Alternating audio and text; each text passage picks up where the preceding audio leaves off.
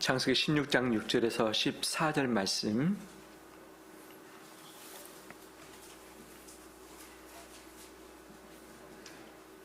한 절씩 교독하겠습니다.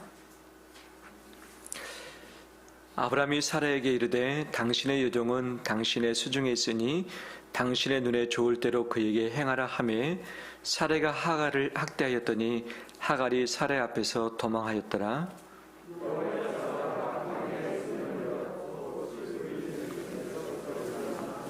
이르되 사라의 여종 하갈아, 내가 어디서 왔으며 어디로 가느냐? 그가 이르되 나는 내 여주인 사라를 피하여 도망하나이다.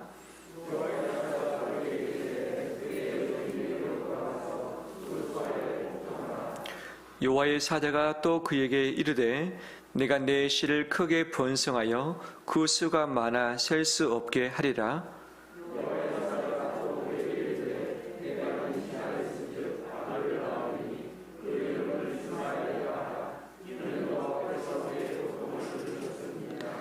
그가 사람 중에 들나귀 같이 되리니 그의 손이 모든 사람을 치겠고 모든 사람의 손이 그를 칠지며 그가 모든 형제와 대항해서 살리라 하니라.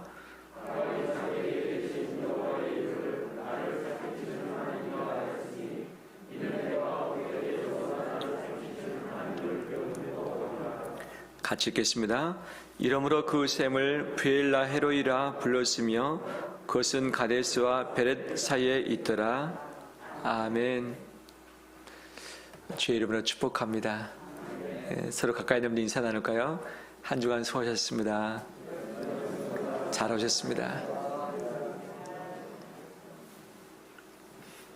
영상을 통해서 예배 드리시는 성도님들 축복합니다. 마지막 시간까지 정말 주님이 기뻐하시는 그 예배를 드림으로 주님의 기쁨이 우리 영상으로 참여하시는 우리 가정 가운데 또 우리 이곳에서 또 함께 얼굴 보며 예배드리는 10년 가운데 가득하길 소망합니다. 그곳에 가보지 않으면 알 수 없는 것들이 참 많이 있죠. 봄이 왔다고 하지만 차를 타고 또는 걸어서 산의 들에 또는 벌판을 바라볼 때에 달라지는 모습을 볼 수 있는 것 아니겠어요? 산에 벚꽃이 펴있고 또 일부는 졌지만 새순이 올라와서 파스텔 톤으로 그려지는 이 자연을 보면서 마음이 설레기도 하고 정말 봄이 왔구나 라고 하면서 이 마음에 여러 가지 좀 묵었던 것들이 스르르 내려가는 것들을 경험을 하고 계시죠? 밖에 나가지 않으면 알 수 없는 것, 봄이 왔다고는 하지만 직접 가서 보고 피부로 느끼고 봄바람을 이 살갗으로 느낄 때에 이게 봄이구나, 봄의 신비구나 라는 것을 알 수 있는 것 아니겠습니까? 우리는 그곳에 가보지 않으면, 그 일을 해보지 않으면 경험할 수 없는 일들이 참 많이 있어요. 내가 합격했을 때의 그 기쁨은 합격한 사람만 알게 되는 거죠. 자동차 운전면허증을 나는 한 번도 불합격하지 않고 단번에 다 땄다. 한번 손을 들어보십니까? 들어보세요. 몇 분이 안 되시군요. 야, 나머지 분들은 2번 이상 떨어지셨다는 거죠. 1번 이상. 어떤 분들은 사정상 운전면허 시험을 보지 않는 분도 있을 것입니다. 그런데 처음에 합격했을 때 그 기쁨보다 1번, 2번, 3번 이상 떨어지고 나서 합격했을 때 기분이 훨씬 더 크지 않겠는가 생각이 되었습니다. 성공했을 때, 합격했을 때, 내가 사랑하는 사람에게 좋은 일이 있을 때 바로 그 현장에 있어야만 알 수 있는 바로 그것들이 있는 것 아니겠어요? 우리 성도님들 각 가정에 또 가족들 가운데 직장 사업장 가운데 하나님께서 예비하신 행복의 일들, 성공의 그 열매들이 주렁주렁 맺혔으면 좋겠습니다. 서로 이야기하고 자랑하면서 하나님의 이름을 더 높여드렸으면 좋겠어요. 그런데 그런 일만 있습니까? 때로는 몸이 아파서 원치 않게 수술을 하기도 하고 입원을 하기도 하고 먹기 싫은 약을 계속 섭취해야만 하고, 돈에 쪼들려서 하고 싶은 일 다 포기하고, 그다음에 이것 빚을 갚기 위해서 바둥바둥 애를 쓰는 분들도 있는 것 아니겠어요? 빚에 쫓겨보고 빚쟁이에게 욕을 얻어 먹어본 사람만 그 마음 아는 것 아니겠어요? 몸이 아파서 괴로워서 집에 누워있든지 병원에 누워있으면서 정말 힘들어하는 그 처지에 있어본 사람만이 몸의 고통을 알 수 있는 것 아니겠어요? 가지고 있는 것을 갑자기 다 잃어버리고 마음의 허전함 가운데 흔들릴 때 이것을 해본 사람만이 그 심정 알 수 있는 것 아니겠어요? 그래 모든 사연들이 우리 인생 가운데 다 가득해 있죠. 오늘 하갈을 통해서 그녀가 경험한 하나님을 함께 살피기를 합니다. 하갈이 어려운 인생이었지만 더 힘든 경험을 하지 않았더라면 알 수 없었을 하나님, 그 힘든 여정을 통해서 만나게 된 하나님, 바로 이것을 통해서 다시 한번 그 하나님께 감사할 수 있는 우리 되길 소망합니다. 다음 주부터 감사 캠페인이 시작됩니다. 설교 말씀은 이번 주부터 시작하려고 합니다. 인생의 1인자, 주인공이 아니라 사이드에 있는 빛이 가려져 있는 그늘에 있는 그런 심령들을 살피면서 감사를 어떻게 우리가 할 수 있겠는가, 아마 그것을 같이 묵상을 해보길 원합니다. 저는 하갈의 인생을 쭉 살피고 묵상하면서 참 기구한 인생이다 라는 것을 보았습니다. 16장 1절에 보면 그가 애굽 사람이다, 애굽 여인으로서 바로 아브라함과 사라의 종이었다라고 이야기를 하고 있죠. 언제부터 종이 되었을까는 나오고 있지 않지만 추정해 볼 수 있는 것은 있죠. 아브라함과 그 가족이 기근 때문에 애굽에 잠시 내려갔을 때가 있었습니다. 아내 사라를 바로 왕에게 뺏겼을 때 하나님이 나타나시사 바로 그 위기에서 건드셨죠. 바로에게 너 그 사라 되돌려 보내라. 그런데 빈손으로 보내지 않고 재산과 종을 함께 선물로 주었던 것이죠. 애굽 사람 하갈이라는 것을 봤을 때 아마 바로 왕에게서 받은 그 종으로 추정이 되어지는 것이죠. 그러면 하갈의 편을 봐서는 어땠을까? 그 전에는 아마 바로 왕의 종이었던지 또는 바로가 살고 있는 애굽의 어떤 사람의 종이었던지 했었을 것입니다. 근데 왕이 지명하니까 누구의 종으로 바뀝니까? 아브라함의 종으로 바뀝니다. 종은 자기 인생이 자기 것이 아닙니다. 시간도 몸도 자기 소유도 없는 것이죠. 아브라함이 데리고 어디로 갑니까? 가나안 땅으로 갑니다. 종이었던 하갈, 그녀의 인생의 고향은 애굽이었습니다. 고향을 떠날 수밖에 없었을 것입니다. 애굽과 가나안은 문화가 다릅니다. 언어가 다릅니다. 종교 역시 다르죠. 그동안에 애굽의 사람들이 믿었던 신을 섬겼었는데 이제는 그 주인인 아브라함이 섬긴 그 여호와를 섬기는데 동참할 수밖에 없는 것이 하갈의 인생 아니겠습니까? 자기의 권리, 자유가 없기 때문에 주인이 하는 대로 따라갈 수밖에 없는 것이 하갈이었던 것이죠. 자기의 고향을 떠나서 알 수 없는 곳으로 이 함께 가야 되는 그 하갈의 마음이 어떠했을까요? 살다가 보니까 자기 여주인이 자식이 없는 것을 알았습니다. 간절히 원했지만 갖지 못했던 거죠. 자기 여주인 사라, 이름 바뀌기 전에 사레였죠. 아브라함에게 요청합니다. 내가 자식이 없으니까 내 여종 중에 당신에게 한 명을 줄 테니 그를 첩으로 삼았으면 좋겠다. 그를 통해서 자식, 아들을 얻었으면 좋겠다. 아브라함도 오케이 했습니다. 그 여종 중에 하갈을 선택했던 것이죠. 그리고 아브라함에게 첩으로 주었습니다. 다른 말로 하면 무엇이 되는 것입니까? 시바지가 되는 것이죠. 시바지. 하갈의 마음이 어땠을까요? 이때 아브라함의 나이가 85세 전으로 보여집니다. 85세. 청년입니까? 할아버지입니까? 예. 결혼할 때 청년에게 시집가고 싶으세요? 할아버지에게 시집가고 싶으세요? 번처로 가고 싶으세요? 첩으로 가고 싶으세요? 답은 뻔하지 않겠습니까? 근데 하갈에게는 선택의 여지가 없는 것이죠. 85세 전후 되는 아브라함에게 들어가야 됐던 거죠. 분명히 하갈도 여인으로서 자기가 원하는 이상형이 있었을 것이고, 또 여러 종 중에 눈이 서로 맞았던 종들도 있을 법하지 않겠습니까? 자기의 가지고 있는 순결을 사랑하는 이에게 함께 나누면서 한 몸 이루고 싶은 마음이 그녀에게 없었겠습니까? 그런데 자기의 인생, 인권과는 전혀 관계없이 종이라는 것 때문에 주인에게 들어가서 함께 잠을 자도록 강요를 받았고, 사랑 때문에 부부가 된 것보다는 이 자식을, 아들을 낳으라고 하는 이 사명 때문에 들어갔던 거죠. 아들을 낳으라고 들어가는 거죠. 하갈의 마음이 어땠을까요?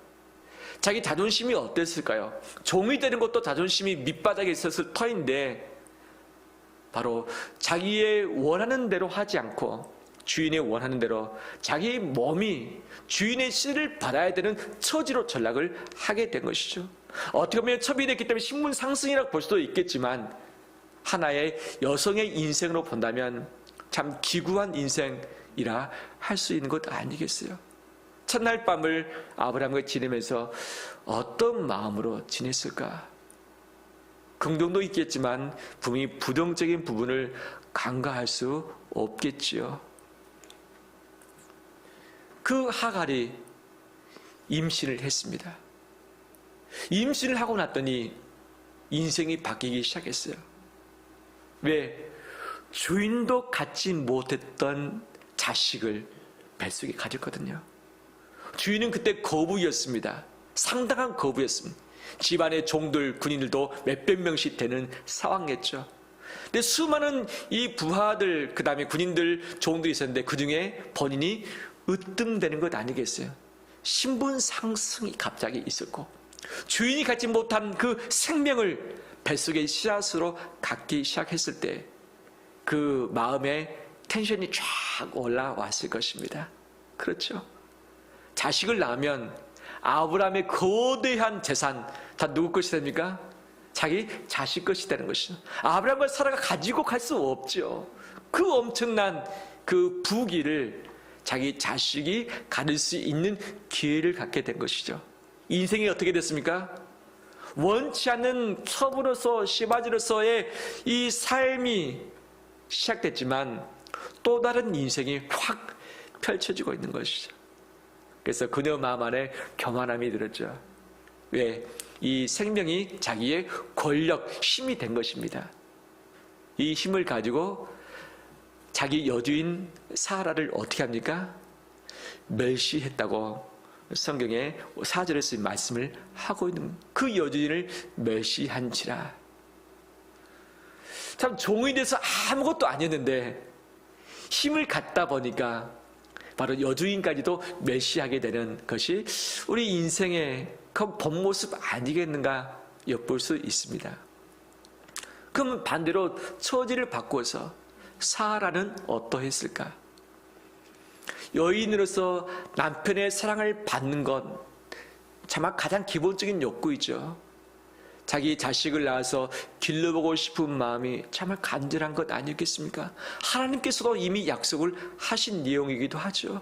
그렇지만 애를 써도 기다려도 자식을 가질 수 없는 여인의 마음, 그 처지가 안 되본 사람은 알 수 없는 인생 아니겠습니까? 그래서 자기 자존심 다 내려놓고 자기 계집 여종을 남편에게 주었습니다. 남편의 옆자리는 자기만의 자리였습니다. 근데 그 자기 자리를 내려놓고서 자기 여종을 그 자리에 눕게 하는 것, 얼마나 피눈물 나는 순간이었겠습니까? 하갈과 아브라함이 첫날 밤을 지낼 때에 밖에 있었던 사라의 마음이 어떠했을까요? 여인으로서 인생 완전히 구겨지고 말았을 것입니다. 하지만 자식이 없어서 대를 이어야 되기 때문에 어쩔 수 없이 이것을 선택했던 거죠. 그런데 그 여종이 임신했다고 자기를 멸시해요. 사라는 어땠을까요?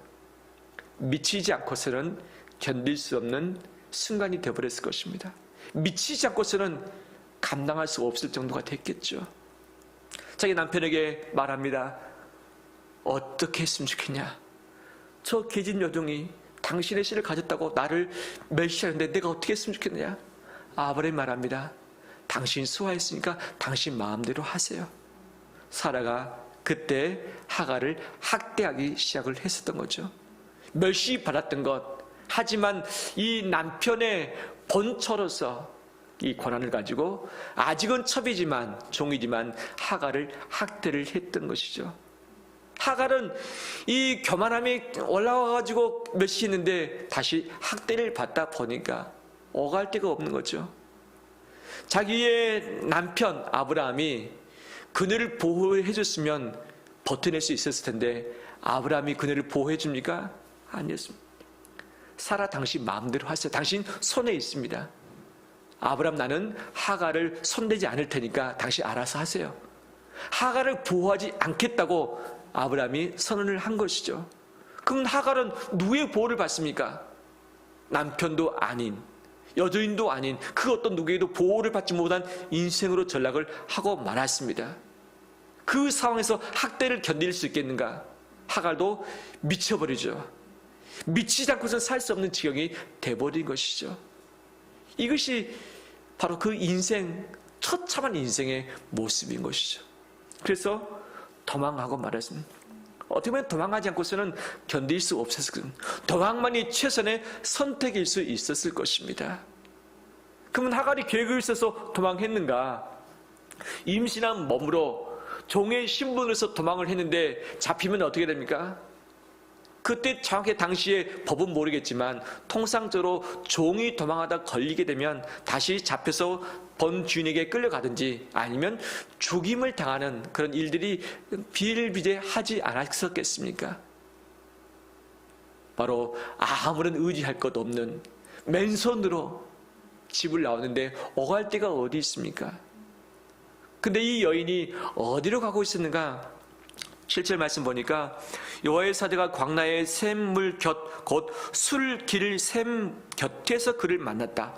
술길이라고 이야기하고 있죠. 또 14절에 보면 그 지명을 그 샘을 브엘라 헤로이라 불렀다라고 이야기하고 있죠. 그러면 술길은 어디고 브엘라 헤로이는 어디인가?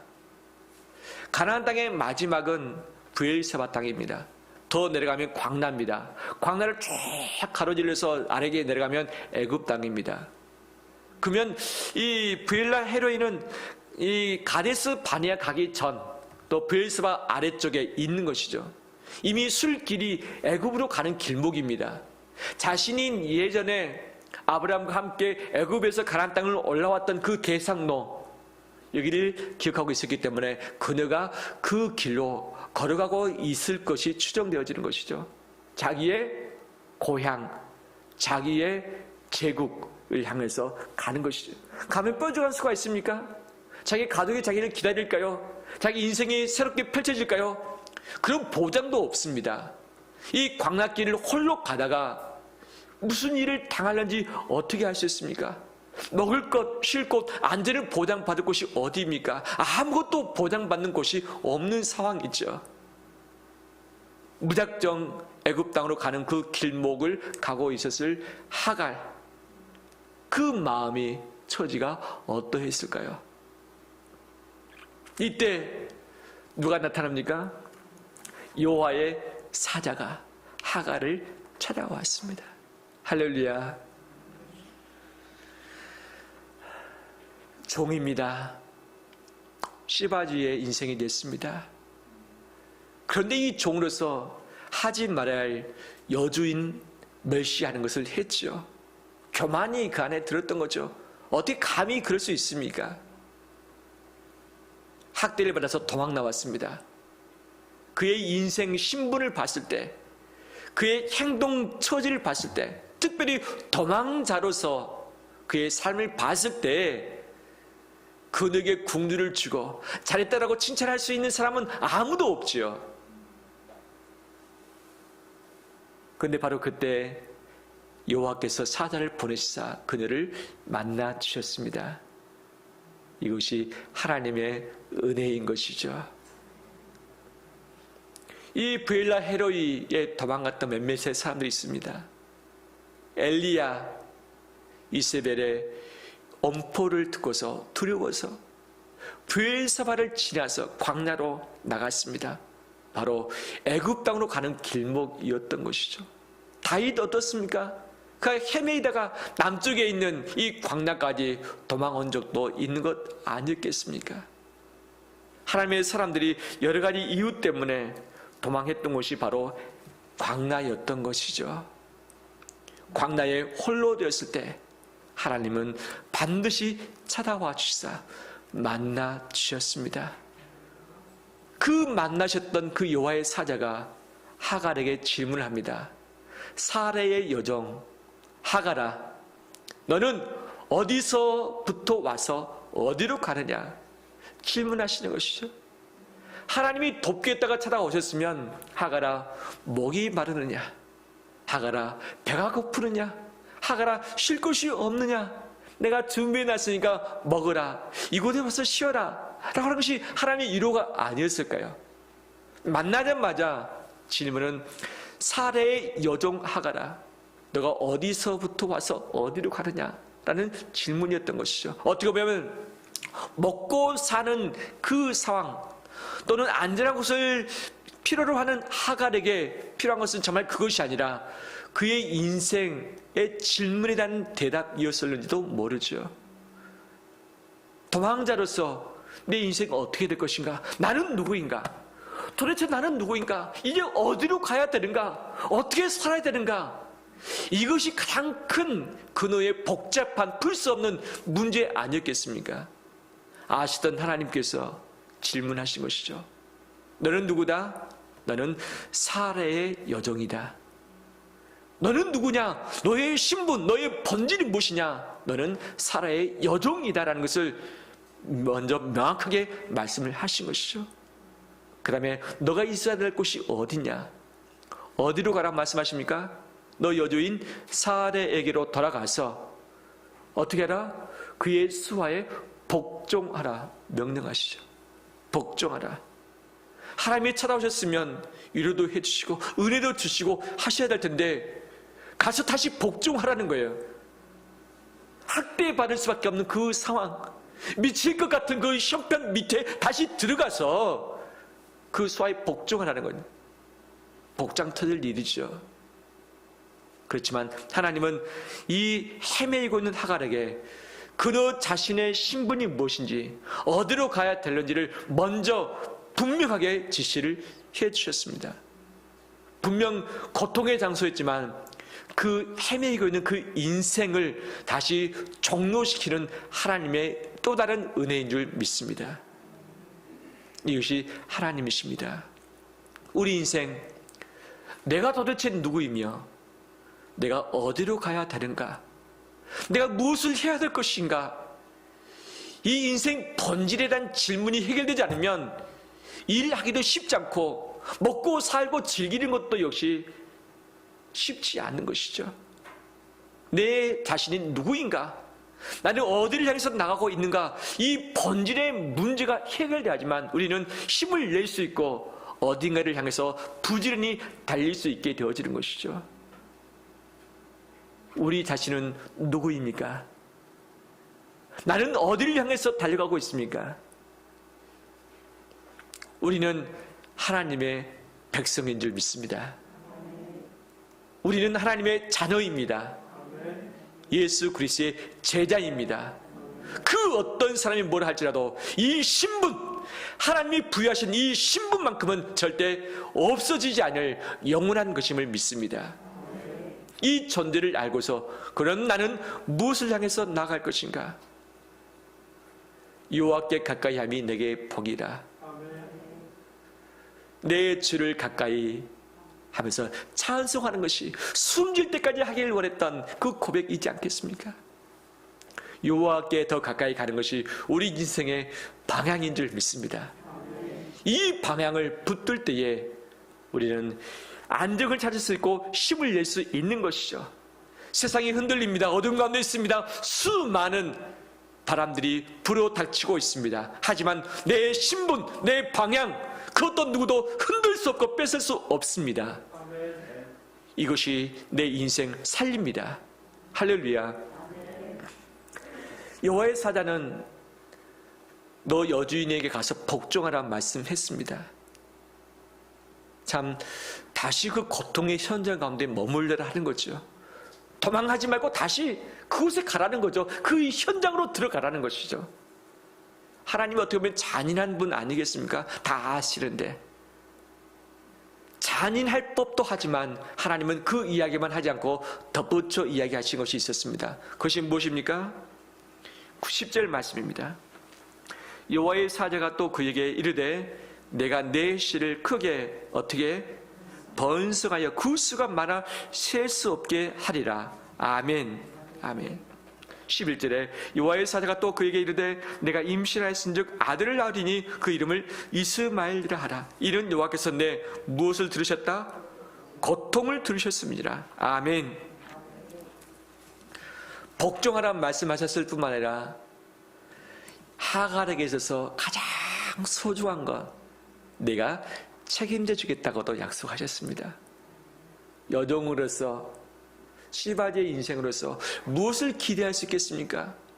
무엇을 소유할 수 있겠습니까? 아무것도 없죠. 그녀가 태어나서 처음으로 소유하게 된 것이 자기의 뱃속에 있는 바로 새 생명 아니겠습니까? 자기 인생 다 없어져도 이 생명만 살리면 좋겠다는 마음이 엄마의 마음 아니겠습니까? 하나님은 그녀의 가장 소중히 여기는 것이 무엇인지 알았던 것이죠. 너는 고생할 수 있다. 너는 고통 가운데 들어갈 수 있다. 하지만 너가 소중히 여기는 그 씨를 내가 책임지고서 번성케 하며 이 땅에 가득하게 해주겠다라고 약속을 해주셨습니다. 이것이 하나님의 은혜인 줄 믿습니다. 먹고 살 그 부분만이 아니라 정말 소중하게 여기는 그 생명을 살려주고 지켜주고 번성하게 하겠다는 것이 하나님의 계획이었던 것이죠. 왜? 너의 고통을 내가 들었기 때문이다. 고통을 내가 듣고서 응답을 한다라고 말씀을 하시는 것이죠. 하갈이 이 말을 듣고서 어떻게 고백합니까? 13절에 함께 읽겠습니다. 하갈이 자신에게 이르신 여호와의 이름을 나를 살피시는 하나님이라 하였으니 이런 내가 어떻게 여기서 나를 살피시는 하나님을 비웠는고 함이라. 아멘. 하나님을 뭐라고 고백합니까? 나를 살피시는 하나님. 그 나가 누구입니까? 애굽의 종이 되었던 여인, 지금은 가나안 땅에서 아브라함의 종이 되었던 여인, 아브라함에게 이 자식을 낳도록 함께 첩이됐던 이 여인, 지금은 학대받고 도망한 도망자의 여인, 잘못 실수해서 여주인을 멸시했었던 그런 자, 그런 자가 누구입니까? 하갈인 것이죠. 이 여인을 하나님이 어떻게 하셨다? 살피셨다. 살피셨다. 라고 하는 것이죠. 또 13절 하반절에 보면 이는 내가 어떻게 여기서 나를 살피시는 하나님을 비웠는고 함이라. 어디서요? 여기서. 그 여기는 어디입니까? 여종으로서 도망하지만 어디로 가야 되는지 알 수 없는 인생의 방황처, 그 장소인 것이죠. 나를 여기서 만나주시고 살펴주신 것이 하나님이라 것이 하갈의 고백이었습니다. 하갈이 하나님을 만났던 거죠. 언제 만났습니까?